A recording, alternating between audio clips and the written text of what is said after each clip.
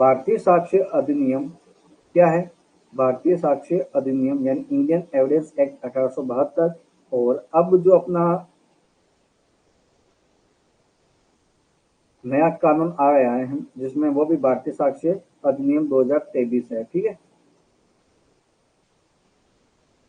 इसमें कितने पार्ट है? एक पार्ट है, दो पार्ट है और तीन पार्ट है। यानी ये जो अपना एविडेंस एक्ट है टोटल कितने पार्टों में बंटा हुआ है? तीन पार्ट में बंटा हुआ है। पहले पार्ट में क्या बताया गया है? रिलेवेंसी ऑफ फैक्ट के बारे में बताया गया है, तथ्यों की सुसंगति के बारे में अपने को बात करता है। अब इसके अंतर्गत क्या क्या चीजें आपको देखने को मिलेगी? सबसे पहले आता है अपने पास में चैप्टर 1। आपकी स्क्रीन पर अगर नहीं दिखाई दे रहा है तो मुझे बता दीजिएगा। अब आपको शो हो रहा होगा। तो सबसे पहले अपने पास में चैप्टर आता है, यानी जो पार्ट 1 में दो चैप्टर है, चैप्टर 1 और चैप्टर 2। चैप्टर 1 के अंतर्गत आपके प्रीलिमिनरी के बारे में बात की जाएगी, यानी प्रारंभिक के बारे में बात की जाएगी, सेक्शन 1 से 4 तक की। उसके बाद में चैप्टर 2 आता है। चैप्टर 2 यह कहता है कि विवाद क्यों और सुसंगत तथ्यों का साक्ष्य दिया जाएगा, यानी ऐसे मतलब एविडेंस किनका दिया जाएगा? जो रिलेवेंट फैक्ट है और फैक्टिंग इश्यू के आपको क्या किया जाएंगे? यहाँ पे एविडेंस दिया जाएगा। तो एविडेंस कहाँ पे दिया जाएगा? सेक्शन कितने होंगे? 5 से लेकर 55 तक। समझ में आ रहा है? उसके बाद में आपके पास में आता है पार्ट 2। पार्ट 2 है सबूत के विषय में, यानी proof of subject of proof के बारे में। तो सब्जेक्ट ऑफ प्रूफ के बारे में है तो सेक्शन कितने होंगे अपने पास में? 56 से लेकर 100 तक। अब 56 से लेकर 100 की मैं बात करूं। Good afternoon, good afternoon. हाँ जी, कंटिन्यू चल रहा है। तो देखिए अब इसमें क्या है कि चैप्टर आपके कितने आएंगे? 4 चैप्टर आएंगे। तो सबसे पहला आता है चैप्टर 3, चैप्टर 4, चैप्टर 5, चैप्टर 6। ठीक है, अब चैप्टर 3 में क्या है कि वे तथ्य जिनको साबित किया जाना आवश्यक नहीं है, यानी नीड नॉट टू प्रूव, कौन से हो जाएंगे? 56 से 58। फिर आता है ओरल एविडेंस के बारे में, चैप्टर 4। सेक्शन कौन से हो जाएंगे? 59 से 60, यानी दो सेक्शन रहेंगे। फिर आता है चैप्टर 5। चैप्टर 5 क्या कहता है? डॉक्यूमेंट, एविडेंस ऑफ डॉक्यूमेंट के बारे में। तो बात आती है दस्तावेजों के साक्ष्य के बारे में, कहाँ से कहाँ तक है? 61 से लेकर 90 तक। फिर आता है चैप्टर 6। चैप्टर 6 क्या कहता है? दस्तावेजी साक्ष्य के द्वारा मौखिक साक्ष्य का अपवर्जन किया जाएगा, यानी जो दस्तावेजी साक्ष्य के द्वारा जो आप ओरल एविडेंस देते हो उनका अपवर्जन कर दिया जाएगा, एक्सक्लूड किया कर दिया जाएगा 91 से लेकर 100 तक।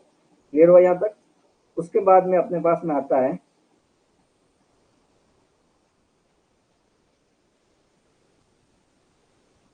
पार्ट 3। पार्ट 3 में कहाँ से कहाँ तक है अपने पास में? 101 से लेकर 167 तक रहेगा। अब इसमें कितने चैप्टर हैं टोटल? 5 चैप्टर है। 5 चैप्टर क्या बोलता है? जो 7 चैप्टर क्या बोलता है? सबूत के बारे में, यानी ऑनर्स ऑफ प्रूफ के बारे में, बर्डन ऑफ प्रूफ के बारे में बोलता है, 101 से लेकर 114 ए तक। फिर आता है एस्टोपल, चैप्टर 8 के अंतर्गत 115 से लेकर 117 तक। फिर आता है अध्याय के बारे में, अध्याय 9 के बारे में, साक्ष्यों के बारे में, यानी विटनेस होंगे वो कौन से होंगे, क्या होंगे, कितने होंगे, इसके बारे में बताया गया 118 से लेकर 134 तक। फिर आता है अध्याय 10, चैप्टर 10 आता है साक्ष्यों का परीक्षण किया जाएगा, विटनेस एग्जामिनेशन किया जाएगा। वो आते हैं अपने पास में 135 से लेकर 166 तक। क्लियर है यहाँ तक? उसके बाद में आपके आता है चैप्टर 11। चैप्टर 11 में एक इकलौता सेक्शन होता है जो सेक्शन 167 होगा। उसके अंदर क्या किया जाता है? साक्ष्यों का अनुचित ग्रहण के संबंध में ये बात करता है। क्लियर हुआ यहाँ तक? कोई दिक्कत? तो यहाँ पे क्या होगा कि 3 पार्टों में लेकर आपके 11 चैप्टर में ये बंटा हुआ है एविडेंस एक्ट। अब चलते हैं आगे।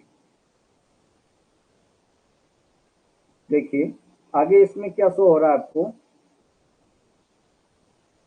भारतीय साक्ष्य अधिनियम का ऑब्जेक्ट क्या है, यानी जब ये एक्ट बनाया गया पार्लियामेंट के द्वारा तो इस बनाने का पीछे का क्या उद्देश्य है, या जो यहाँ पे जो ड्राफ्ट कमेटी थी, जो सर जेम्स स्टीफेंस थे, ठीक है, उन्होंने इसका ड्राफ्ट रखने का पीछे का क्या उद्देश्य रहा था, क्या जो मकसद रहा था, वो ये था कि साक्ष्य विधि को क्या करना, सबसे पहले समेकन करना है।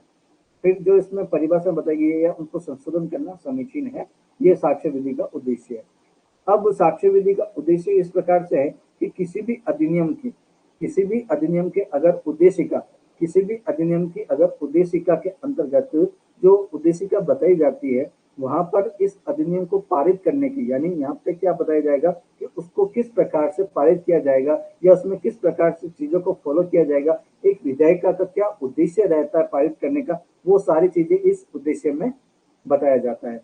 तो यहाँ पे क्या बताया गया है कि साक्ष्य विधि का समेकन, परिभाषा और संशोधन करना समीचित है। ये इस उद्देशिका के अंतर्गत आपको बताया जाएगा। अब जब मैं देखता हूँ कि इसका ड्राफ्ट वगैरह तैयार किया गया, तो सन 1871 में किन्होंने तैयार किया था? सर जेम्स स्टीफन ने क्या किया? सर जेम्स स्टीफन ने एक उनका प्रारूप है वो 1871 में बनकर तैयार कर दिया। ठीक है, अब यहाँ पे बनकर ये तैयार हो गया। अब जो साक्ष्य विधि है, साक्ष्य विधि को जो कंसोलिडेट करना है, आपको आधार को जो समेकित करना है, वो किस प्रकार से समेकित किया जाएगा, जरा ध्यान से समझिएगा। इसमें आपके 3 बिंदु रहेंगे और तीनों बिंदु को अलग अलग प्रकार से आपको समझना होगा। देखिए, समेकित किस प्रकार से कर सकते हैं, कंसोलिडेट किस प्रकार कर सकते हैं, कंसोलिडेट किस प्रकार से अपन कर सकते हैं? 3 प्रकार से कर सकते हैं। पहला, साक्षी विवादक तथ्य तक ही सीमित नहीं होना चाहिए। जो आप एविडेंस दे रहे हो, उस एविडेंस का जो फैक्टिंग इश्यू है वहीं तक लिमिट नहीं होनी चाहिए, उस लिमिट के बियॉन्ड भी आपको जाना चाहिए। यानी साक्ष्य विवादक तथ्यों तक सीमित होना चाहिए। क्या मैं सही बोला या गलत बोला? यानी जहां तक आपका फैक्टिंग इश्यू है वहीं तक रहना चाहिए। यानी जहां तक आपकी लिमिट है ना कि फैक्टिंग इश्यू, वहां तक ही आपको रहना है, उससे बियॉन्ड नहीं जाना है। इस बात को ध्यान से समझना। भाई आपके घर में क्या हुआ कि भाई जो ब्लड के सैंपल वगैरह हैं, आप जाके पड़ोसी के घर में ढूंढ रहे हो, ऐसा नहीं करना है। ठीक है, जहां पर फैक्ट्री इश्यू विवाद की जड़ जहां से उत्पन्न हुई है, वहीं पर आपको उसी एरिया के अंतर्गत आपको देखना होगा। पड़ोसी के घर में ताकाजाकी नहीं करनी है, इस बात का ध्यान रखना। दूसरा है कि अनुसूत साक्ष्य को ग्रहण नहीं किया जाएगा। अनुसूत साक्ष्य मतलब सुना सुनाया साक्ष्य। अरे यार, वो तो है ना जो तेरी लड़की है ना, उसके साथ में जा रही थी। अब आप उस लड़के की वो बात आपको बता रहा है, आप उसने उसकी बात पे बिलीव कर लिया और आप घर आते ही अपनी लड़की को आओ देखा ना ताओ देखा, 2 चपेट लगा दी, इधर से लगा दी, इधर से लगा दी। आपका काम क्या था? सबसे पहले आना, उस अपने बेटी से, ये लड़की से पूछना क्या तुम उसके साथ में थी या नहीं थी। यहाँ पे क्या हो गया कि आपने क्रॉस चेक नहीं किया उसको, ओनली सुना सुनाया साक्ष्य। तो इस एविडेंस में आपको क्या करना है कि सुना सुनाया साक्ष्य को वो ग्रहण नहीं करना है, एडमिट नहीं करना है। समझ में आ गई ना बात? तो किसी के भी बहकावा में नहीं आना है, ये कहता है पॉइंट 2। फिर आता है पॉइंट 3। पॉइंट 3 ये कहता है कि सभी मामलों में सर्वोत्तम साक्ष्य दिया जाना चाहिए, यानी बेस्ट एविडेंस आपको सभी केस के अंदर बेस्ट एविडेंस को देना होगा। ये इसके 3 समेकित विधि का जो रूल है वो बताया गया है। तीनों बातें आपको समझ में आ गई होगी। आगे चलो। अब जब साक्ष्य विधि आप पढ़ रहे हो, तो साक्ष्य विधि क्या एक संपूर्ण विधि है या अपूर्ण विधि है? यानी इसमें अगर आपको देखा जाए तो ये विधि आपके क्रिमिनल पर भी अप्लाई होती है, ये विधि आपके सिविल मैटर पर भी लागू होती है। और जहां पर साक्ष्य विधि पूर्ण संहिता के अंतर्गत देखा जाता है, पूर्ण संहिता का मतलब आपके यह भी लगा सकते हैं कि यहाँ पे पूर्ण संहिता का मतलब ये पूर्ण रूप से कोडिफिकेशन के रूप में, यानी इसको एक सेक्शन वाइज के अंदर आपको बांटा गया है। अलग अलग सेक्शन में, अलग अलग पार्ट में, अलग अलग चैप्टर में, अलग अलग सब क्लोज में इसको बांटा गया है पूर्ण संहिता के रूप में। अपूर्ण संहिता के अंदर किस कौन से हो सकता है? जैसे टोर्ट हो गया। ठीक है, तो वो क्या है कि अपूर्ण कोडिफिकेशन नहीं है उसका। जी हाँ, अपने आंसर क्या होगा? क्या साक्ष्य विधि आपके क्वेश्चन में आ गया, क्या साक्ष्य विधि पूर्ण संहिता है? तो आपका आंसर होता है जी हाँ, साक्ष्य विधि पूर्ण संहिता के अंतर्गत आती है। समझ में आ गई? अब आता है नेक्स्ट क्वेश्चन आपके कि साक्ष्य विधि क्या एक प्रोसीजरल पार्ट है या प्रोसीजरल लॉ है? तो आपका आंसर होना चाहिए कि हाँ, ये प्रोसीजरल पार्ट है। क्यों? क्योंकि ये मतलब सिविल मैटर पर भी और क्रिमिनल मैटर पर भी अप्लाई होता है, इसलिए ये प्रोसीजर पार्ट है। क्या ये इसका जो प्रभाव है रेट्रोस्पेक्टिव हो सकता है, भूतलक्षी हो सकता है? यानी पिछले जब ये बना था 1872 से पहले के कानून में, क्या ये इसके जो कुछ चेंज है तो वहां पे भी अप्लाई होता है? तो हाँ, भूतलक्षी प्रभाव भी रखता है, पुराने मेटर को भी ये ऑब्जर्व करता है। यहाँ पे बात समझ में आ गई? चलिए अब मैं आगे चल रहा हूँ। अब आता है अपने पास में चैप्टर 1। चैप्टर 1 ये कहता है कि जो रिलेवेंसी ऑफ फैक्ट के बारे में बताई जाएगी, अब तथ्यों की सुसंगति के बारे में बताया जाएगा। इसके अंदर आपके सेक्शन रहेंगे 1 से लेकर 4 तक, ठीक है। तो सबसे पहले चैप्टर 1 का सेक्शन 1 अपन आज स्टार्ट कर रहे हैं, और वो क्या चीज है आइए देखते हैं।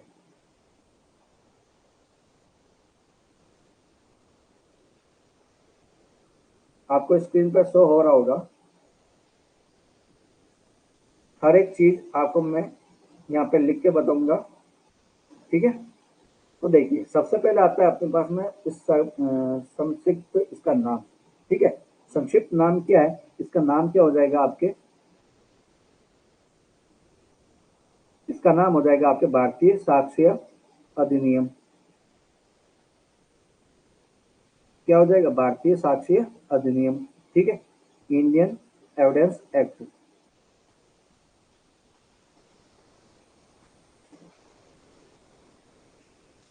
एविडेंस एक्ट 1872, ठीक है।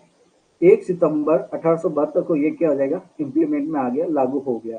यहाँ तक बात समझ में भी आ गया, आगे होगी आपको। अब बात करते हैं इसकी पॉइंट नंबर 3 की। पॉइंट नंबर 3 ये कहता है, आराम से देखिएगा इसको।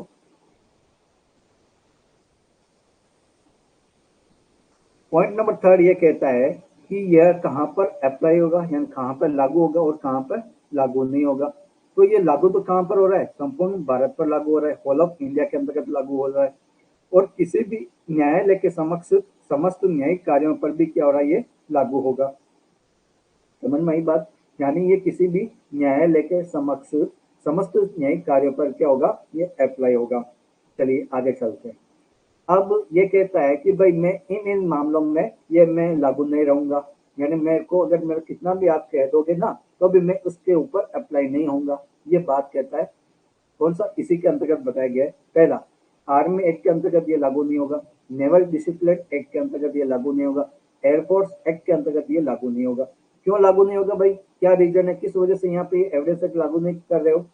क्यों लागू किया जा रहा है कि वहां पर ये जो सेना न्यायालय है, वहां पर उनका खुद का अलग से कोर्ट होता है, ठीक है। इसीलिए वहां पर खुद का प्रोसीजर चलता है, खुद के जो प्रिंसिपल है वो फॉलो किए जाते हैं, खुद के रूल है वो उनके फॉलो किए जाते हैं। तो वहां पर मार्शल लॉ वगैरह वो चलते हैं। यहाँ पे ये एक्ट इनके ऊपर लागू नहीं होगा। कौन सा एक्ट, एविडेंस एक्ट वहां पर लागू नहीं होगा। किन पर लागू नहीं होगा, army act, naval discipline act, air force act, ठीक है। ये तो 3 बातें हो गई। अब और किन पे ये लागू नहीं होता है, न्यायालय या ऑफिसर के समक्ष शपथ पत्र पर आप कुछ भी चीज देते हो, बयान वगैरह देते हो, या आप कुछ शपथ पत्र पर कोई भी डॉक्यूमेंट वगैरह पेश करते हो, तो वहां पर ये कोर्ट यानी जो एविडेंस एक्ट है उस शपथ पत्र पर, यानी आपने न्यायालय या ऑफिसर के समक्ष अगर आपने शपथ पत्र प्रस्तुत किया है, तो एविडेंस वहां पे अप्लाई नहीं होगा। क्लियर हुई बात, नहीं हुई। शपथ पत्र पर अगर आपने कोर्ट में या ऑफिसर के समक्ष वहां पे उसको समक्ष एक डॉक्यूमेंट पेश किया है, तो वो शपथ पत्र वाली चीज एविडेंस में अप्लाई नहीं होगी। फिर आता है मध्यस्थ के समक्ष की गई कार्यवाही। मध्यस्थ क्या होता है कि जो आर्बिट्रेटर होता है, आर्बिट्रेटर क्या करता है कि दो गुटबाजियों के अंतर्गत तो क्या करता है, समन्वय की स्थापना करवाता है। समन्वय क्या हो गया कि भाई उन दोनों को वापस जो एक ही मैटर पर है उनको वापस राजीनामा करवाना, एक ही मैटर पर राजीनामा कर, मध्यस्थ यानी मीडिएटर का काम करना। कौन कर रहा है, तीसरा पक्ष। तो उसके ऊपर ये एविडेंस एक्ट अप्लाई नहीं होता है। समझ में आई तीनों बात, पांचों बातें समझ में आ गई ना। पहला, army act, naval discipline act, air force act, और न्यायालय या ऑफिसर के समक्ष जो शपथ पत्र प्रस्तुत करते हैं उनके ऊपर, और मध्यस्थ के समक्ष जो की गई कार्यवाही है, उन पांचों बातों के ऊपर ये अपना एविडेंस एक्ट लागू नहीं होता है। समझ में आ गई। अब यहाँ पे कुछ बातें बताई गई है कि शपथ पत्र के समक्ष में आपके सीआरपीसी में क्या क्या प्रावधान है, और बीएनएस के अंतर्गत क्या प्रावधान भी बताए गए हैं। सीआरपीसी में आपके 295 और 296 के अंतर्गत शपथ पत्र के बारे में बताया गया है। जो बताया गया, जो पब्लिक सर्वेंट होगा उसमें अगर कोई भी कंडक्ट किया जाता है, उसके आचरण के सबूत पर शपथ पत्र के बारे में 295 के अंतर्गत बात की गई है। और 296 के अंतर्गत ये बात की गई, जो शपथ पत्र होंगे वो औपचारिक रूप से आपके क्या किया जाएंगे, साक्ष्य के रूप में लिए जाएंगे। तो ये बात 296 के अंतर्गत बात की गई है। सेम ये का ये प्रोविजन ओनली सेक्शन चेंज है। तो ये सेक्शन आपके बी एंड एस एस के अंतर्गत आपको 331 और 332 के अंतर्गत आपको देखने को मिलेंगे, ठीक है। तो यहाँ पे आप आराम से देख सकते हैं, नोट कर सकते हैं अपनी नोटबुक में। अब बात आती है कि जो यहाँ पे ये न्यायिक कार्रवाई शब्द आया, जो ये न्यायिक कार्रवाई आया, जुडिशियल जो प्रोसीडिंग आई है, जुडिशियल प्रोसीडिंग क्या होती है? आपके एग्जाम में आपके क्वेश्चन आ गया कि एविडेंस एक्ट के अंतर्गत आपको न्यायिक कार्रवाई से आपका क्या अभिप्राय है, आप क्या समझते हैं, इसके बारे में आपको बताना है। जब मैं ये बात करता हूँ कि एविडेंस एक्ट के अंतर्गत तो ये न्यायिक कार्रवाई को परिभाषित नहीं किया है, तो मैं इसको कैसे लिख पाऊंगा? ठीक है, तो सबसे पहले हम आंसर लिखते हैं। आंसर लिखने के दौरान कि भारतीय साक्ष्य अधिनियम 1872 की धारा किसी भी धारा में नहीं है, तो भारतीय साक्ष्य अधिनियम 1872 में न्यायिक कार्यवाही शब्द को परिभाषित नहीं किया गया है, लेकिन अन्य अधिनियम, कौन सा अन्य अधिनियम? सीआरपीसी में भारतीय दंड प्रक्रिया संहिता, यही होगा ना, या दंड प्रक्रिया संहिता, अरे बताओ क्या होगा? यही होगा ना, दंड प्रक्रिया संहिता के अंतर्गत क्या होगा कि 1973 की धारा 2I, या हिंदी में बोलो तो ज और झंडा, तो ज के अंदर इसको परिभाषित किया गया है। ठीक है, फिर आपको ये वाली डेफिनेशन यहाँ पे लिखनी है जो आपके अभी स्क्रीन पर शो होने वाली है। ये देखिए क्या होगा न्यायिक कार्रवाई। न्यायिक कार्रवाई सीआरपीसी 1973 की धारा 2J के अंतर्गत बताया गया है। इसके अंतर्गत कोई भी कार्यवाही आती है जिसके अनुक्रम में साक्ष्य शपथ पर क्या किया जा रहा है, शपथ पर वैध रूप से लिया जाता है या लिया जा सकता है। यानी समझिएगा इस चीज को, क्या कहता है, जिसके अंतर्गत कोई भी साक्ष्य यानी कोई भी कार्यवाही आती है। भाई आप क्या करते हो कि कोई भी कार्यवाही करते हो, कोर्ट के अंदर बैठते हो, तो ऐसे तो नहीं है ढीला ढालो बैठ जाओगे, काम ही करोगे ना। तो वहां पे जाके काम करना आपको, आप भी मजिस्ट्रेट बनोगे या आप भी एपीओ बनोगे, तो आप भी एफिडेविट वगैरह प्रस्तुत करोगे ना मजिस्ट्रेट के सामने, सिविल जज के सामने, ठीक है, सेशन जज के सामने, हायर कोर्ट के जुडिशरी के जज होंगे उनके सामने। तो वहां पे क्या होता है कि इसके अंतर्गत कोई भी कार्यवाही आती है, आप जो कुछ भी पेश करना चाहते हो वो कार्यवाही आ रही है, जिसके अनुक्रम में यानी उसके साथ में आप क्या दे रहे हो, एक शपथ पत्र पर वैध रूप से लिया गया है या लिया जा सकता है। कोई भी कार्यवाही न्यायिक कब हो सकती है? अब आप जो कार्यवाही कर रहे हो जो न्यायिक हो सकती है या नहीं हो सकती है, ठीक है, इसके बारे में आपको समझना है। अब देखिए यहाँ पे मैंने एक आपके लिए के एग्जाम्पल लिया है।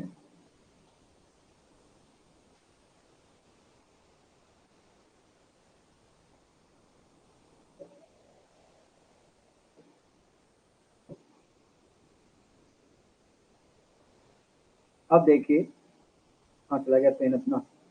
ये एक मनुष्य है, प्राणी है, ह्यूमन बीइंग है, जो आप है, जो मैं हूँ, ठीक है, और ये दूसरा प्राणी है। अब यहाँ पे क्या होता है, इन दोनों के बीच में विधिक संबंध को क्या करना पड़ता है, कंट्रोल करना पड़ता है। कंट्रोल करने के उद्देश्य से क्या करना होगा, एक सेकंड रुकना है।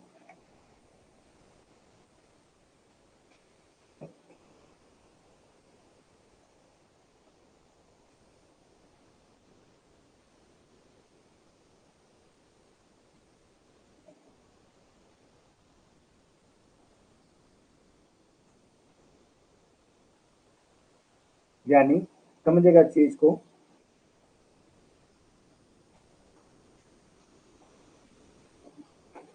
गर्दन में पता नहीं क्या हो गया।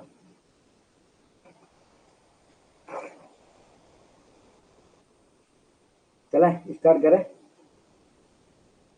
जी। क्या हो आप, क्या पढ़ रहे हो आप? एविडेंस पढ़ रहे हो।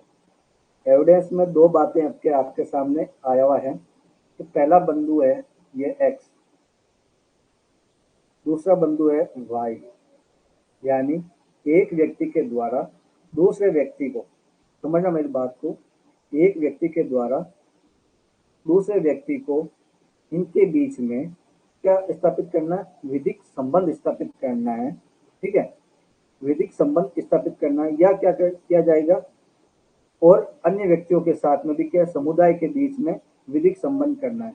अब यहाँ पे एक तो दो हो गए, एक और दो हो गए, या किसी ग्रुप के बारे में इनको समुदाय है उसके बीच में इनको समन्वय स्थापित करना है। ठीक है, विधिक संबंध स्थापित करना है। अब यहाँ पे कोर्ट का ये उद्देश्य होना चाहिए कि इसके बीच में, किसके बीच में,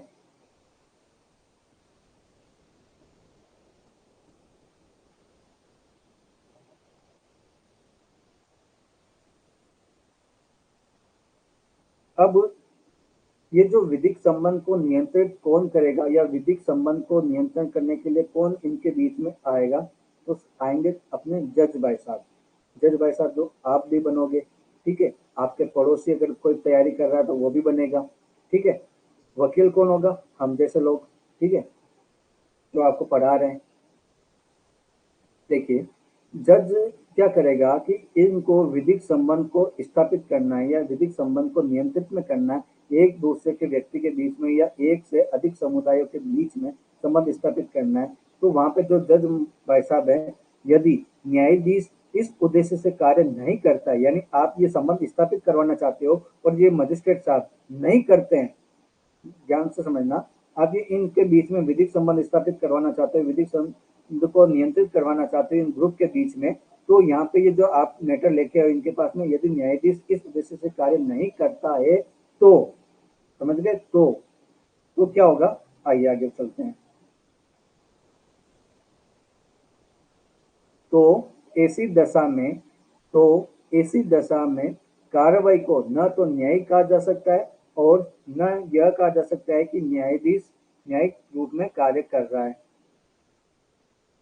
देखिए, ऐसी दशा में कार्रवाई को न तो न्यायिक कहा जा सकता है और न यह कहा जा सकता है कि न्यायाधीश न्यायिक रूप में कार्य करता है। तो कब न्यायिक रूप में कब हो सकता है, कुछ कार्यवाही न्यायिक नहीं होती है। कब नहीं होगी, जब आप क्या करते हो कि विभागीय जांच करते हो, आंतरिक जांच वगैरह करते हो, अधिकरण के समक्ष की गई कार्यवाही, अधिकरण मतलब एजेंसी, मध्यस्थ के समक्ष की गई कार्यवाही, न्यायालय के अवमान के अधिनियम की कार्यवाही, ये औद्योगिक जो अधिकरण एजेंसी वगैरह होती है समक्ष की गई कार्यवाही, ये उक्त कार्यवाही पर इंडियन एविडेंस एक्ट लागू नहीं होता है। ये भी एक आपके सामने नई बात है कि भाई इन बातों में अपना जो न्यायिक कार्यवाही है उसमें शामिल नहीं किया गया है। ठीक है, समझ में आ रहा है ना या नहीं आ रहा है। अब अगर वो जज भाई साहब अगर कार्यवाही कर देते तो क्या वो न्यायिक कार्यवाही के अंतर्गत आ जाते ना, यही मेन पॉइंट है समझाने का। अगर वो करते तो आ जाते, नहीं करते तो नहीं आते। समझ में आ गई ना बात, चलिए, समझ रहे हो, आगे बढ़ूं।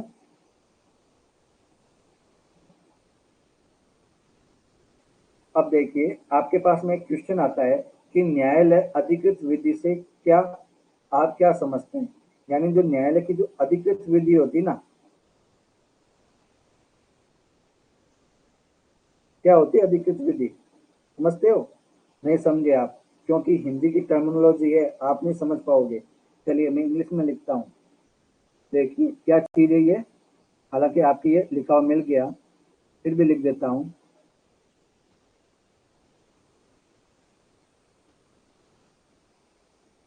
अब आपको शायद समझ में आ गया होगा मैं किस चीज की बात करता हूँ।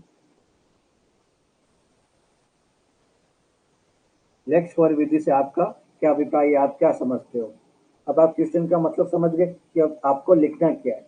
अब आप क्या करोगे, साक्ष्य विधि एक लेक्स फॉर विधि है। साक्ष्य विधि में समस्त प्रश्न उस स्थानीय विधि के अनुसार ही निर्णय और विनिश्चय किए जाएंगे जहाँ किसी कार्रवाई का विचारण किया जाना चाहिए।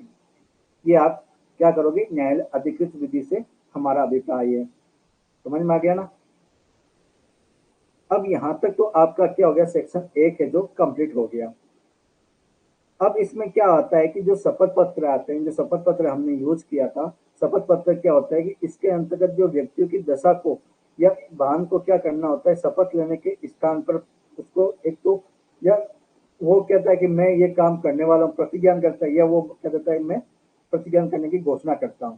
ठीक है, कि मैं विधि के अनुकूल क्या करूंगा, प्रतिज्ञान करने की घोषणा करता हूँ कि मैं ये सारा कुछ काम है करूंगा। ठीक है, तो वो आप क्या करते हो, शपथ पत्र करते हो कि भाई मैं उक्त, ये मेरा नाम है, इस काम के लिए मैं ये प्रतिज्ञा करता हूँ। ठीक है, शपथ करता हूँ, या उक्त तारीख से उक्त समय से मैं एक्स नाम के व्यक्ति को परेशान नहीं करूंगा। इस तरह से आप क्या करते हो, प्रतिज्ञा करते हो शपथ पत्र के रूप में। समझ में आ गया? अब बात आती है कि जो शपथ पत्र होता है वो किसके द्वारा दिलाई जा सकती है। तो शपथ पत्र सेल प्रक्रिया के जो आपके होता है, सीपीसी आपकी पढ़ी होगी आपने, तो वहां पर एक सेक्शन आता है। कौन सा सेक्शन? 139, 139 याद है क्या? अच्छा, नहीं याद है? तो शपथ पत्र क्या किया जा सकता है, न्यायालय के द्वारा दिया जा सकता है या मजिस्ट्रेट के द्वारा, जो नोटरी अधिनियम होगा, नोटरी अधिनियम 1952 का, ठीक है। तो वहां पर क्या होता है कि शपथ पत्र के रूप में जो नियुक्त नोटरी ऑफिसर होता है उसके द्वारा, या कोई भी अधिकारी या अन्य व्यक्ति के द्वारा, जिसे हाई कोर्ट क्या करे, अपॉइंट कर दे कि भाई जाओ उस व्यक्ति के आप शपथ पत्र से साइन करवा के लेके आओ, शपथ पत्र लेके आओ, ठीक है, वो व्यक्ति हो सकता है। दूसरा, ऐसा अदर कोर्ट, जहाँ पे क्या होता है कि स्टेट गवर्नमेंट क्या करती है कि उस निमित्त, किस निमित्त, शपथ पत्र लेने के, कलेक्ट करने के उद्देश्य से विशेष रूप से उसको क्या किया जाता है, एम्पावर किया जाता है। तो वो व्यक्ति क्या कर सकता है, उस विटनेस का या अभिसाक्षी को शपथ क्या कर सकता है, दिला सकता है। अब ये चीज आपको समझ में आई या नहीं आई, जो शपथ पत्र के संबंध में आपके थी, ठीक है। सीआरपीसी के प्रोविजन मैंने बताया दिया 295 और 296 के बारे में, वो अब सीआरपीसी पढ़ेंगे तो उसको डिटेल में समझेंगे, ठीक है। अब आता है आपके पास में सेक्शन 2।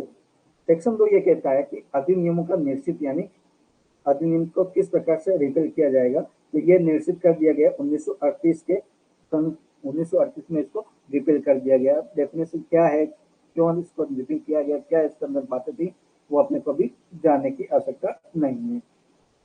बस ये है कि सन आपको ध्यान में रखना है, कब किया गया, 1938 में। उसके बाद में आता है अपना क्वेश्चन, सेक्शन नंबर 3।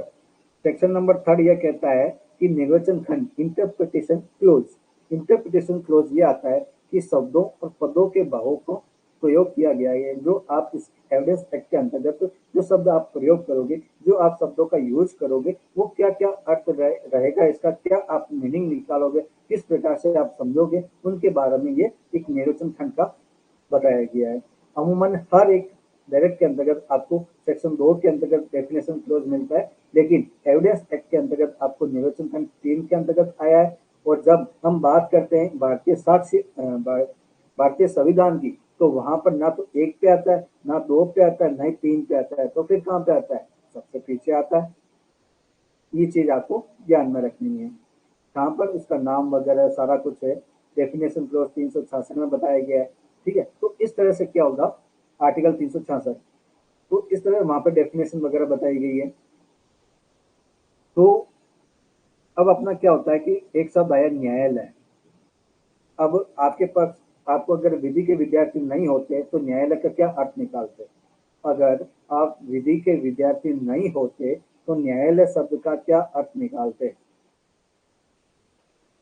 यही निकालते ना, साधारण भाषा में लेमैन आदमी क्या कहते हैं, हाँ यार एक कोर्ट होता है, तो कोर्ट में जज बैठते हैं, वो अपनी कार्रवाई करते हैं, किसी का मामला वगैरह फंस जाता है या कोई झगड़ा हो जाता है तो वहां पर सॉर्ट आउट वगैरह हो जाता है। ये लेमैन साधारण भाषा में बोल देता है। या कैसे बोलेगा, और भी थोड़ा सा अच्छे से पढ़ा लिखा होगा तो वो कहता है कि ऐसा कोई भी अगर आपके बीच में, दो भाइयों के बीच में डिस्प्यूट हो जाए, या आप प्रॉपर्टी से संबंधित कोई आपके डिस्प्यूट हो जाए, या आपके मनी से संबंधित कोई डिस्प्यूट हो जाए, या आपके साथ में कोई गाली गलौज कर दे, या आपको मार वगैरह दे, या आपकी डेथ वगैरह कमिट कर दे, इस तरह के कुछ मामले ऐसे होते हैं, तो वहां पर आप कोर्ट के अंदर जाओ। अब अपने अधिकारों को, अपने दायित्व को लेने के लिए, अपने अधिकारों को क्या करना चाहिए, लेने के उद्देश्य से, या अपने जो मूलभूत फंडामेंटल राइट है, या आपके जो फंडामेंटल ड्यूटी है उसको लेने के लिए, या राइट को लेने के लिए आप क्या, कहाँ पे जाते हो, अधिकार में जाते हो। जो अपने मूलभूत अधिकार संविधान के द्वारा आपको दिए गए हैं, या आपको अलग अलग कानून के द्वारा आपको मिले हैं, तो वो सारी चीजें लेने के लिए अगर आपको वहां पे वंचित किया जाता है, उन अधिकारों को पाने के लिए आप कोर्ट का दरवाजा खटखटा सकते हो। ये तो हो गया एक अच्छा खासा पढ़ा हुआ लिखा। अब बात आती है एक लॉ मैन की। लॉ मैन क्या कहेगा कि भाई, जब आप साक्ष्य लेने के लिए उसमें वैध रूप से अगर ऑथराइज व्यक्ति हो, क्या आप साक्ष्य ले सकते हो, तो वो आपके क्या हो जाएगा, न्यायालय के अंतर्गत आपको देखने को मिलेगा। अब न्यायालय के अंतर्गत कौन कौन चीजें शामिल नहीं होगी, तो वो न्यायालय के अंतर्गत मजिस्ट्रेट नहीं आएगा, न्यायाधीश नहीं आएगा और मध्यस्थ नहीं आएंगे। तो ऐसा क्यों? मजिस्ट्रेट कार्य तो वही करते हैं ना। अगर मैं ये सारा चीज लिख दूंगा तो ये डेफिनेशन कहाँ पे आ जाएगी, न्यायाधीश के अंतर्गत काउंट हो जाएगी। तो ऐसा नहीं करना है। आपको क्या चीज शामिल नहीं है, तो सभी मजिस्ट्रेट, सभी न्यायाधीश और मध्यस्थ, ये तीन बंदे हैं, इसमें शामिल नहीं है। तो क्या चीज शामिल है, साक्ष्य लेने के लिए वैध रूप से प्राधिकृत सभी व्यक्ति आते हैं, वो क्या हो जाएंगे, न्यायालय में आएंगे। अब आपको एक एक्स्ट्रा ज्ञान की बात बताता हूँ, आइए चलिए मेरे साथ में। आपकी जो नजर है ना, आपके मोबाइल स्क्रीन पर होनी चाहिए, मेरे सामने के बजाय, क्योंकि मैं आपके सामने सारा कुछ लिखा हुआ है। एक्स्ट्रा ज्ञान क्या है कि यहाँ पे कोर्ट की ड्यूटी बनती है। क्या बनती है? कोर्ट में न्यायालय की ड्यूटी क्या बनती है? ड्यूटी ये बनती है कि आपके समक्ष कोई भी विवाद आया, ठीक है, आपके समक्ष कोई भी विवाद आ गया, सपोज करो कि भाई मैंने किसी को 4,000 रुपए दिए और वो बंदा अब लौटा नहीं रहा है, 2 महीने के लिए लेके गया था, वो लौटा नहीं रहा है। मैं जब भी इसको कॉल करता हूँ, ये कहता है मैं आज दूंगा, कल दूंगा, आज दूंगा, कल दूंगा, ऐसे ऐसे करते मेरे साथ में ये 2 साल निकाल दिए। अब 2 साल निकल दिए, अब मेरे पास में इसके खिलाफ केस करने के लिए कितना टाइम पीरियड है, एक लिमिटेशन के अंतर्गत 3 साल का है। तो 3 साल में अगर इसको केस नहीं करूंगा इसके अगेंस्ट में, तो वो क्या हो जाएगा, मेरा टाइम बार हो जाएगा, मैं केस नहीं कर पाऊंगा, मेरे रुपए नहीं ले पाऊंगा। तो यहाँ पे क्या होता है, मैंने ये ध्यान में रखते हुए मैं विधि को जागरूक व्यक्ति को विधि क्या करती है कि उसको सहायता करती है, विधि जागरूक व्यक्ति की सहायता करती है। मैं जागरूक था, मुझे इस चीज की अवेयर थी कि भाई 3 साल के दिन में किसी व्यक्ति के को मैं केस में कोर्ट में नहीं कर लाऊंगा, केस नहीं करूंगा उसके खिलाफ, तो वो क्या कहते हैं टाइम बार्ड के रूप में चला जाएगा। चलिए, ये चीज मेरे को पता थी, मैं आगे चला। अब विवाद आया, और विवाद अब यहाँ पे मजिस्ट्रेट साहब क्या करें, एक पूरा एक न्यायिक रीति से यानी मेथड से क्या करेंगे, उस चीज को सुनेंगे। सुनने के बाद में मैटर आएगा आपका निर्णय देने का, डिसीजन देने का, ठीक है। तो निर्णय में जो पक्षकार के अधिकार को घोषित करना होता है, ठीक है। अब पक्षकार के जो अधिकार है, अगर मेरे फेवर में कि भाई मैंने उसको 4,000 रुपए दिए थे, अब मेरे फेवर में आके भाई वापस उसको 4,000 रुपए ब्याज से लौटाओ, ये मेरे पक्ष में एक मजिस्ट्रेट साहब ने क्या कर दिया, रिजल्ट दे दिया, यानी मतलब डिसीजन दे दिया। अब वहां पे क्या होगा, वाद, प्रतिवाद, प्रतिदावा और न्यायालय, ठीक है, ये चीज होगी। आइए और देखते हैं इसमें क्या क्या लिखा हुआ है अपने पास में। अब देखिए, निर्णय में पक्षकारों के अधिकारों को घोषित करना, ठीक है, ये सारी चीजें अपने पास में आ गई। अब जो पक्षकार होंगे, पक्षकार कौन कौन होंगे, क्या आपको ये पता है? नहीं पता ना, चलो मैं बता देता हूँ। पक्षकार 3 होते हैं, पहला वाद लाने वाला, दूसरा प्रतिवाद करने वाला, तीसरा खुद कोर्ट, ठीक है। ये 3 अपने पक्षकार पार्टीज होती है। यहाँ तक समझ में आया? चलिए आगे। नहीं समझ में आया तो बता देना।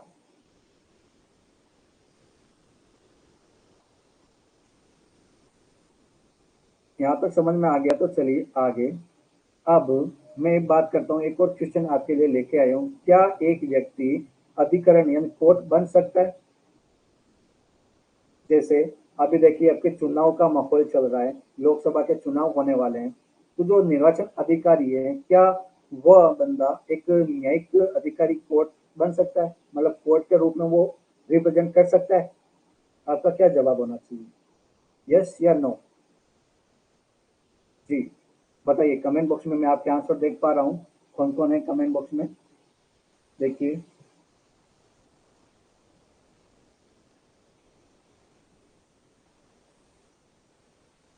यस किया जा सकता है, यस किया जा सकता है, नो नहीं होगा, नहीं होगा।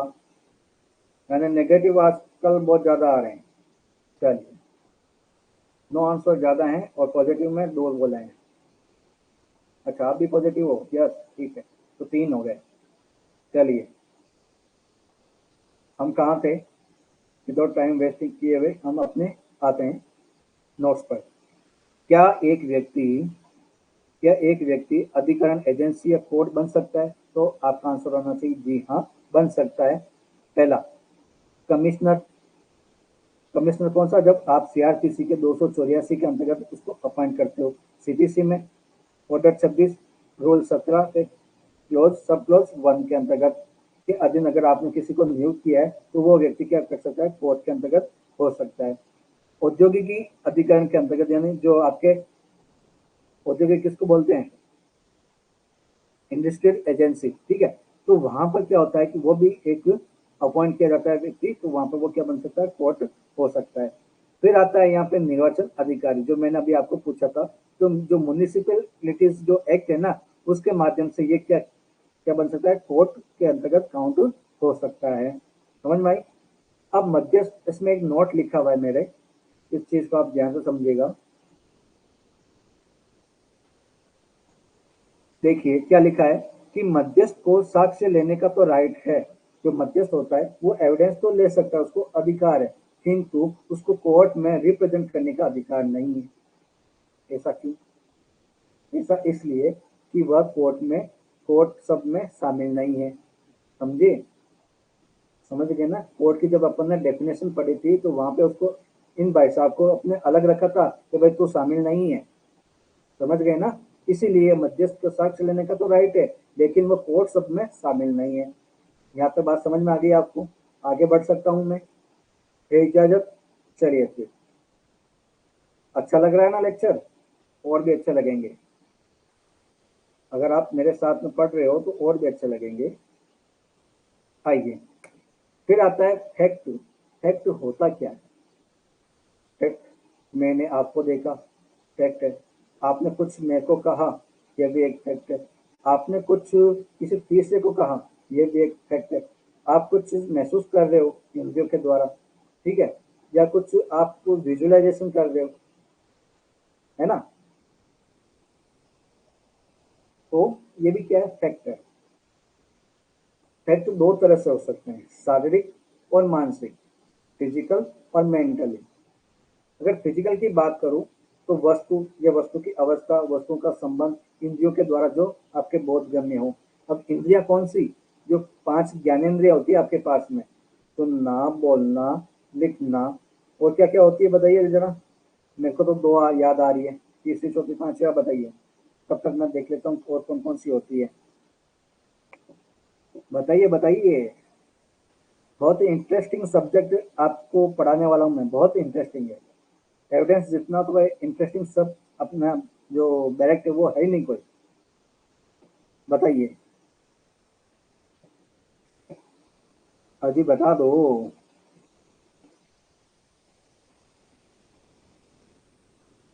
देखिए, सबसे पहले बोलना, दूसरा देखना, तीसरा सूंघना, चौथा क्या होगा, किसी को टच करना, स्पर्श करना, महसूस करना, वो भी इंद्रियों के द्वारा होता है। ये सारी चीजें अपने क्या होती है, इंद्रियों के द्वारा बहुत गम्य होता है। हालांकि मैंने आपके लिए लिखा भी है, ये देखिए,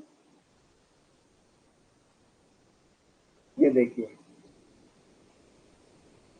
एक्स्ट्रा ज्ञान में फैक्ट क्या है, शारीरिक, भौतिक और मानसिक, ठीक है।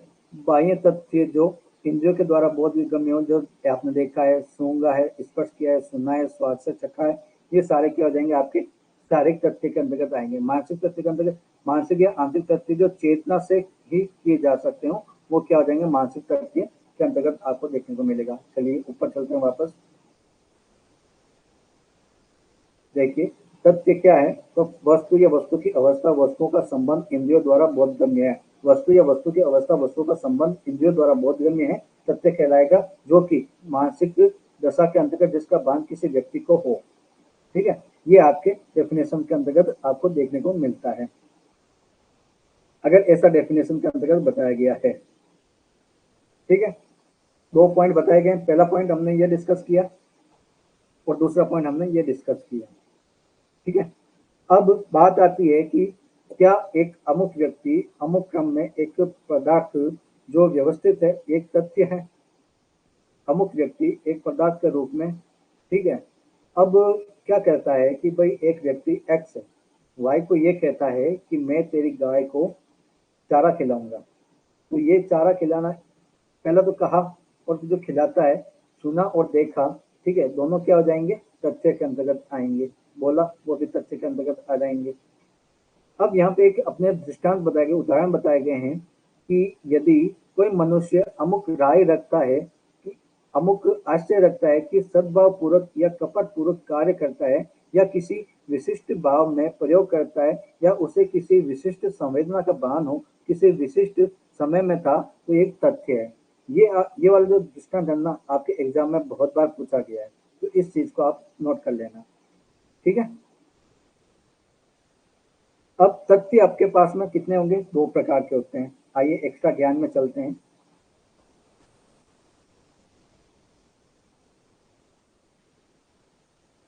देखिए, जो तथ्य होगा वो कितने प्रकार के होंगे? फैक्ट 2 प्रकार के होते हैं।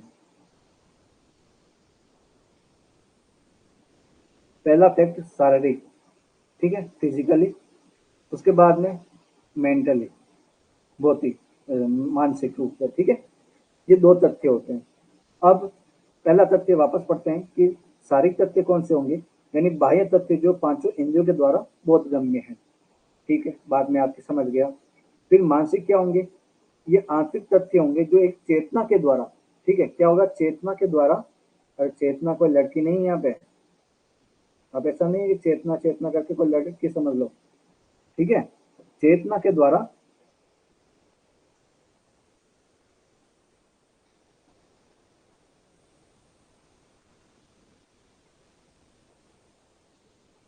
चेतना का मतलब यह हो जाता है कि एक कोई व्यक्ति है, अब वो कोई बात को अपने मन में रखता है, व्यवहार में लाता है, और वो क्या करता है, उसके जो बिहाफ पे वो कार्य करता है, ठीक है, या उसको धारणा रख लेता है, तो वो एक चेतना हो गई। समझ रहे हो ना मेरी बात? ठीक है,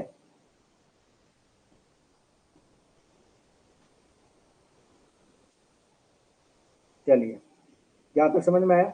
फिर आता है अपने पास में वापस इधर शारीरिक और भौतिक के रूप में, पांचों के रूप में हमने अभी देखा ही था।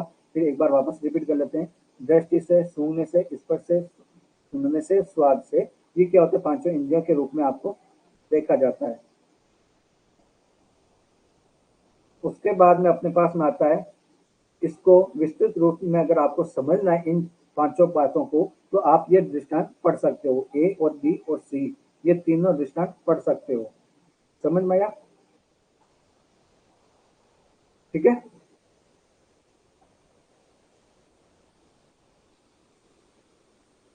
एक सेकंड रुकना है ना। जी, हम कहाँ थे? यहाँ पे थे। यानी अगर आपको इनको, इंद्रियों के बारे में अगर पूरा डिटेल में समझना है, तो आप इनके जो उदाहरण हैं ए और बी और सी, इनको देख सकते हैं।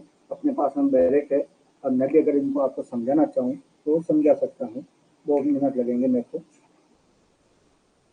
1 मिनट लगेगा। क्या होता है तथ्य, क्या होता है, क्या आपको भी आसानी से समझ में आ जाएगा। कहाँ पे गया अपना फैक्ट्री?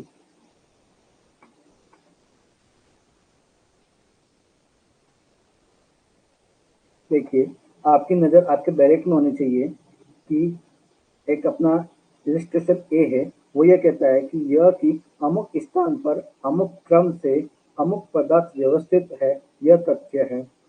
आपको समझे? मेरे हिसाब से नहीं समझे। एक अमुक स्थान पर, ठीक है, यानी आपने क्या कहा है कि अमुक क्रम से अमुक पदार्थ व्यवस्थित रूप से है, तो आपने उस चीज को देखा है, व्यवस्थित रूप से है, एक तथ्य है।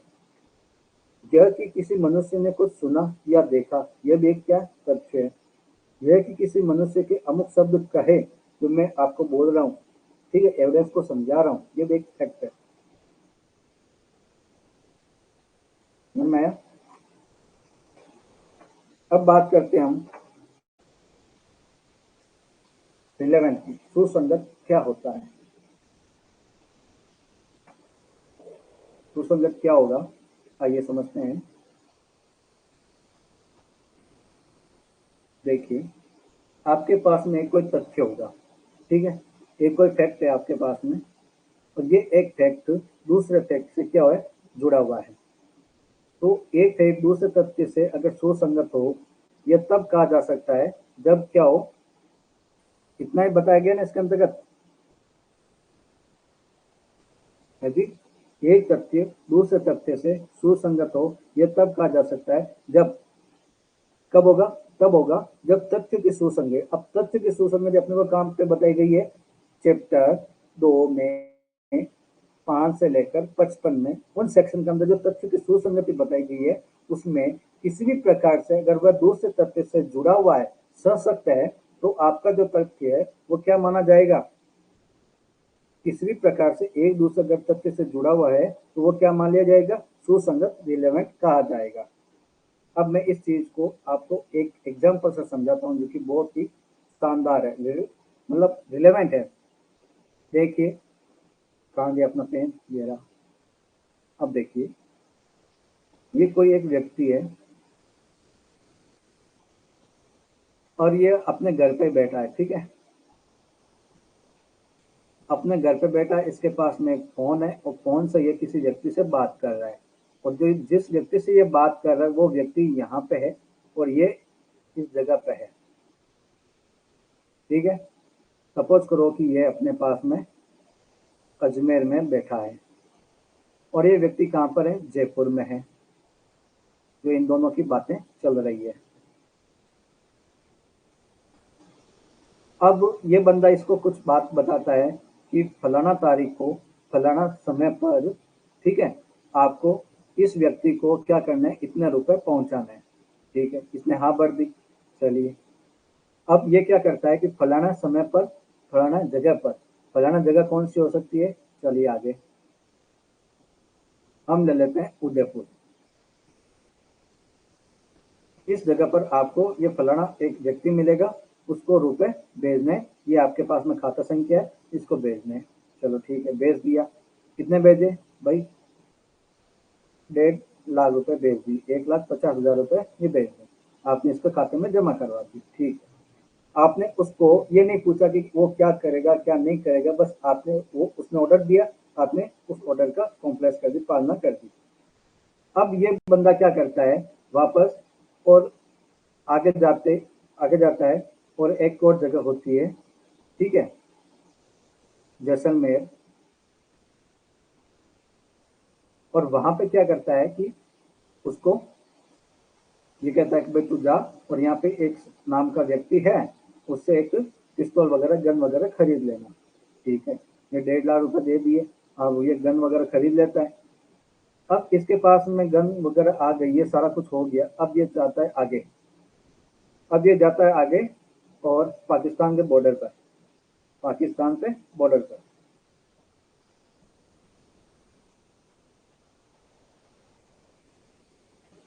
जैसे पाकिस्तान बॉर्डर पर जाता है और वहां पे जो यहाँ पे XYZ जो भी व्यक्ति बैठे हैं, यहाँ पे बैठे हैं, ठीक है। यहाँ पे ये क्या करता है? यहाँ पे आता है, बॉर्डर के मतलब छावनी वगैरह होती है इनके पास में, तो वो वहाँ पे आके छुप जाता है और छुपके से इनको एक एक को टपकाने लग जाता है। हालांकि टपकाने लग गया या मार देता है, गोली वगैरह चला देता है। तो ये अब इनके जो पाकिस्तान वालों के जो होंगे, जो सुरक्षा कर्मी, जो पुलिस वगैरह होगी, ये जांच वगैरह करेगी, ठीक है।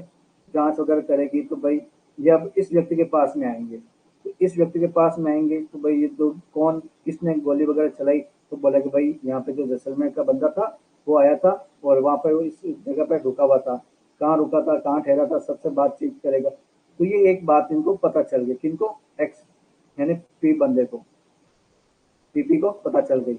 अब ये बात पता चली, अब ये जब इस व्यक्ति की पूछताछ करते हैं, उसको ढूंढ लेते हैं। अब इस व्यक्ति को पता चला कि भाई ये मेरे को पूछताछ कर रहे हैं यहाँ पे।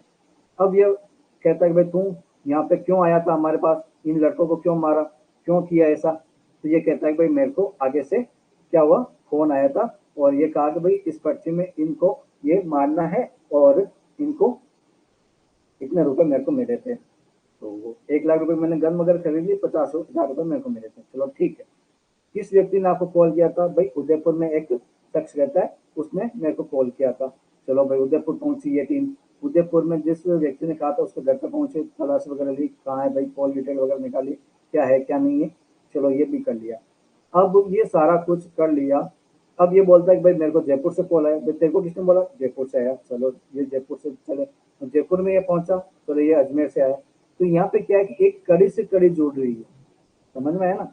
कड़ी से कड़ी यानी रिलेवेंट बातें है ना, इससे पूछा, इससे फिर यहाँ पे, फिर यहाँ पे, यहाँ पे, तो यहाँ पे क्या होता है? रिलेवेंसी हो रही है, रिलेवेंट हो रहा है ना, ठीक है, एक चीज से दूसरी चीज जुड़ रही है तो वो होता है रिलेवेंट। समझ में आया ना अब आपको? चलिए, अगर समझ में आ गया तो अब आगे चलते हैं। तो अपना क्या है, सुसंगत किस प्रकार से, कोई एक तथ्य दूसरे तथ्य से इस प्रकार से सुसंगत होगा, जब तथ्य की सुसंगति हो सकती है जो किसी भी प्रकार के वो एक दूसरे के तथ्य से संसक्त और जुड़े हुए हों। ठीक है, अब बात आती है सुसंगत। तो सुसंगत अगर होगा तो ये दो तरह से हो सकता है।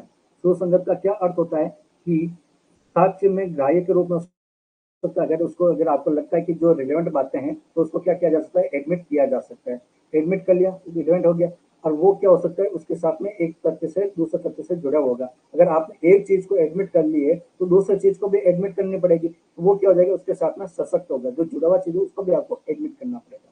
यानी सामान्य घटनाक्रम में जब एक तथ्य अकेला ही होता है और अन्य तथ्यों के साथ मिलकर चलता है, दूसरे तथ्य की जो भूत वर्तमान भविष्य में अगर कोई बातें होती है तो उनको क्या किया जाता है, उनको क्या किया जाता है, जोड़ लिया जाता है उसके साथ में। तो अब इस दूसरे तथ्य को आपको साबित करना होता है कि वो उसका रिलेवेंसी है या नहीं है, अस्तित्व में है या नहीं है, उसको आपको साबित करते हो। या अस्तित्व अभाव में, या आपके पास में उसमें एग्जिस्टेंस है, या इसका एग्जिस्टेंस नहीं है, उसकी कमी है, तो अधिक संभाव्यता बन रही हो, ये माना जाएगा कि वो इस चीज में जुड़े हुए हों। समझ में आ रहा है? कोई दिक्कत? कोई दिक्कत नहीं है। चलें आगे। सुसंगत शब्द समझ में आया आपको? अगर नहीं आया तो मेरे को कमेंट बॉक्स में बता दीजिए।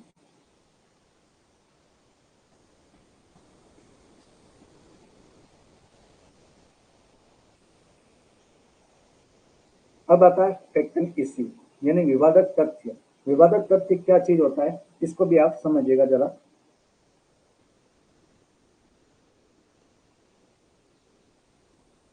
विवादक तथ्य क्या होता है कि विवादक तथ्य वह तथ्य होगा, ऐसा तथ्य होगा जो एक, ऐसा कोई भी तथ्य, इसमें लिखा हुआ देखिए, ऐसा कोई भी तथ्य जिसे अकेले ही या अन्य बातों के ससर्ग किसी राइट, लाइबिलिटी या निर्भरता के, जिससे किसी वाद में या कार्यवाही में आप प्रत्याख्यान करते हो, या प्रत्याख्यान करते हो, या प्रत्याख्यान करते हो, या तो उसको स्वीकार करते हो या मना करते हो। ठीक है, इसको बोलते हैं प्रत्याख्यान, एक्सेप्ट और डिनाई। समझ में आया?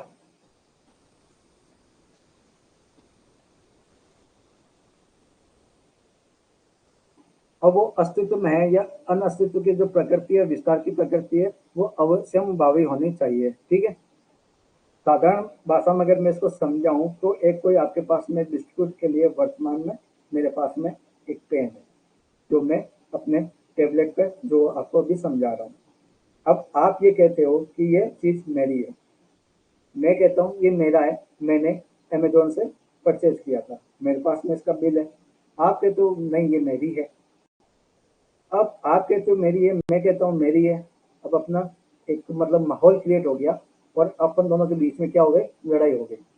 जैसे लड़ाई हुई, अब मैं ये कहता हूँ मेरा है, आप कहते हो ये मेरा है, तो दूसरे वाला बंदा आता है, वो ये कहता है अगर ये तेरा है तो तू इसका बिल बता, अगर तेरा है तो तू इसका बिल बता।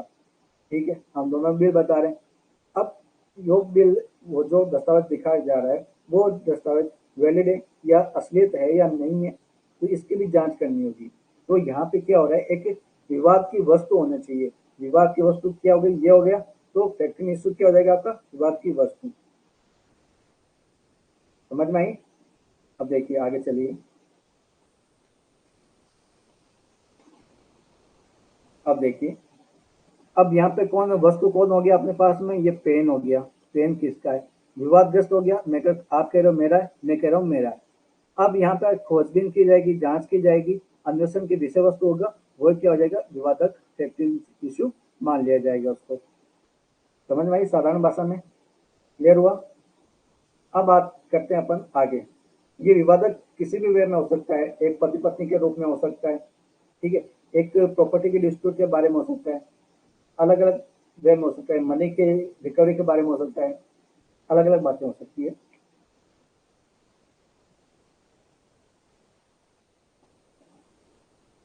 चलें आगे। क्या हुआ, थक गए? ऐसे क्या थक गए भाई? कौन बोला सर अब बस? जी रैपिड रिवीजन है, ऐसे ही थोड़ी चलेगा। 1.5 घंटे की क्लास है और अभी तो समय कितना हुआ है, 1 घंटा ही नहीं हुआ है, बराबर 1 घंटा हुआ है। ऐसे कैसे मतलब कह रहे हो आप? 1 घंटे में मैंने बहुत सारा डिलीवर कर दिया है ना। अच्छा अच्छा अच्छा, चलिए। अब ये आपका लास्ट डेफिनेशन अपन पढ़ रहे हैं, इसको एक दे लीजिए मेरे को, बस इतना सा आप काम करिएगा, दे लीजिए थोड़ी देर और। तो दस्तावेज डॉक्यूमेंट क्या होता है? दस्तावेज से ऐसा कोई भी वस्तु या ऐसा कोई भी विषय अभिप्रेत है।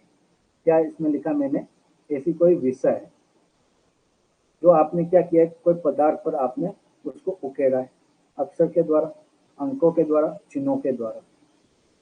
किन के माध्यम से? ऐसे साधन के द्वारा। आपके पास में साधन हो सकता है, मेरे पास में एक पेन है तो मैं पेन के द्वारा कर रहा हूँ, या आपके पास में पत्थर है, पत्थर के द्वारा कर रहे हो, किसी भी द्वारा कर रहे हो, या एक से अधिक साधन के द्वारा। मेरे पास में कलर है, अलग अलग कलर के माध्यम से पेंसिल है मेरे पास में, उसके माध्यम से कर रहा हूँ। एक्सप्रेस कर रहे हो या वर्णित कर रहे हो, ठीक है। एक्सप्रेसली कर रहे हो या आप वर्णित कर रहे हो, तो उस विषय के जो अभिलेख है कि मैं उसको उपयोग में लाया जा सकता है या आश्रित है, उसको क्या बोलोगे? डॉक्यूमेंट बोलोगे। समझ में आया आपको या नहीं आया? सीधी सी बात है भाई, आप क्या करते हो कि डॉक्यूमेंट का यूज लिख के देखते हो, मौखिक रूप में भी हो सकता है। अब मैं आपको ये समझाना चाहूंगा, डॉक्यूमेंट इटसेल्फ एक डॉक्यूमेंट होता है, दस्तावेज होता है। दस्तावेज किसी पदार्थ पर हो गया, साधन के द्वारा हो गया, एक से अधिक साधनों के द्वारा हो गया, अभियुक्त हो गया, वर्णित हो गया, किन किन चीजों में? अक्षर, अंकों और चिन्हों के माध्यम से उस विषय के नाम रिकॉर्ड जो अभिलेख है उसको किए जाने के रूप में, उपयोग में लाए जाने के, जैसे आप लिखते हो, करते हो। जैसे सपोज करो कि आपके घर में दूध वाला आता है, ठीक है, और दूध वाला आता है, आप क्या करते हो कि दीवार पर, जैसे आज का मैंने 1 किलो लिया, आज का 2 किलो लिया, आज मैंने 3 किलो लिया, ये आप क्या करते हो? काउंटिंग करते हो ना, तो वो भी क्या एज ए डॉक्यूमेंट के रूप में है। समझ में आई बात? नहीं? आगे देखूँ बताऊंगा मैं कैसे। पहले उदाहरण को समझिए।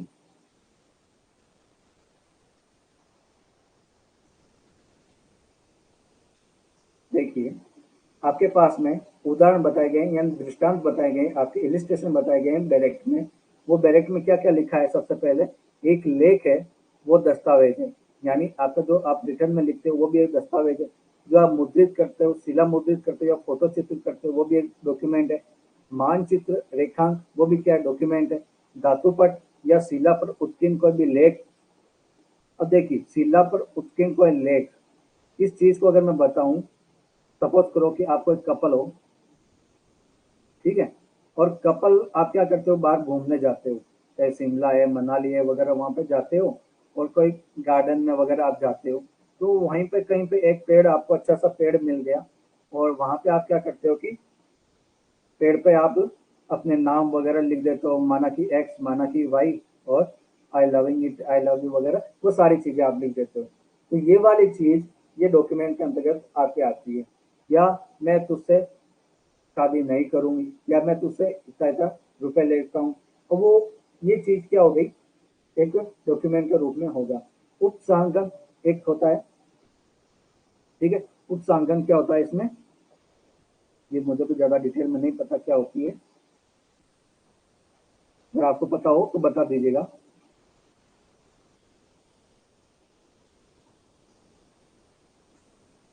जी, चलिए आगे चलते हैं हम, पता करके बताएंगे।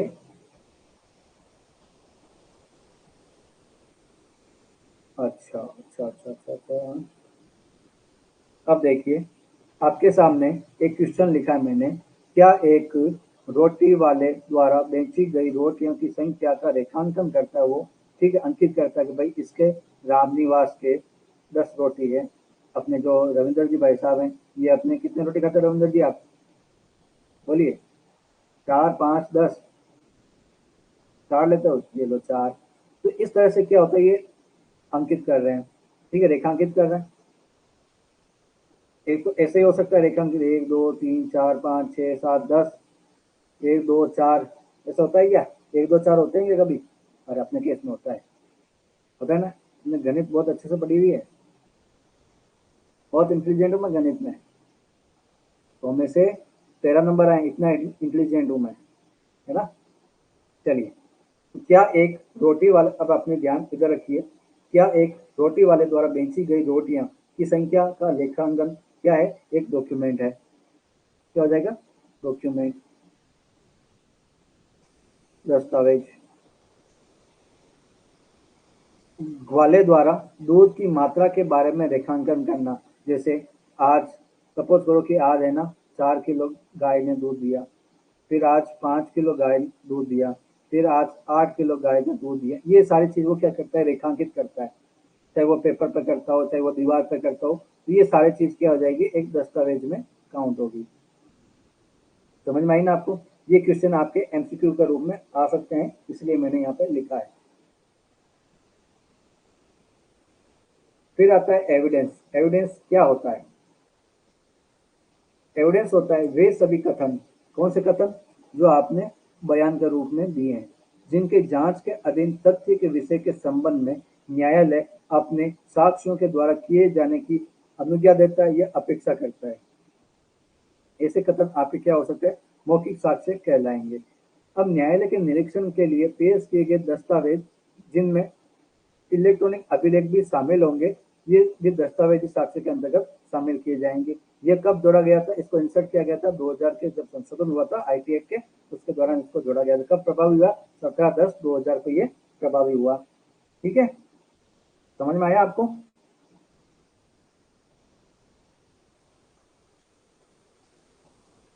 अब साक्ष्य क्या है ये मैंने आपको बताया तो था, फिर भी बता देता हूँ कि अपने डेफिनेशन अभी आई हुई है, इसलिए मैं आपको एक बार वापस से बता देता हूँ। साक्ष्य क्या है? साक्ष्य अंग्रेजी अंग्रेजी समानार्थी शब्द एविडेंस, एविडेंस से लैटिन शब्द एविडे, इससे लिया गया। इसमें क्या कहा गया? स्पष्ट रूप से दर्शित करना, इसको साक्ष्य बोलते हैं। समझ में आई बात आपको? क्या जी?